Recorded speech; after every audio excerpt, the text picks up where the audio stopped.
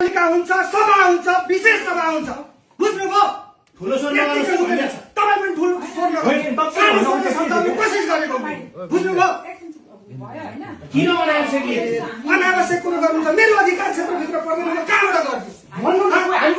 सुन्नुहोस् न हेर्दाखेरि चाहिँ यतिका बजेट हुन्छ उतिका बजेट हुन्छ नो एक्सपेन्डिचर विदाउट लेजिस्लेसन मान्यता पढ्नु भएको छ मैले एक पैसा पनि नि बिना जनप्रतिनिधिको स्वीकृति बिना खर्च गर्न सक्दिनँ हो अनि जनप्रतिनिधि अहिले तपाईँ मलाई भन्छ यार मलाई सुन्नुहोस् 11 महिना 11 मा त्यसपछि तपाईको अधिवेशन भयो होला त यहाँ त्यो फाइन्ड आउट गर्नुहोस् विधि पद्धति तौर तरिका किन बुझ्नुहुन्न तपाईले यो सबै बुझ्ने भए तपाईँ ठाउँमा अरे यार त त्यही कुरा सम्झाउन कोसिस गरेको हैन तपाईहरुलाई मैले यहाँ जनता अध्यक्षको जनताले लेखेका छन् 3 लाख भनेको गर्नुस् भन्ने कुरा हो 3 लाख रुपैयाँ मैले त्यति भए सम्झौता गर्नुस् भन्ने कुरा 3 लाख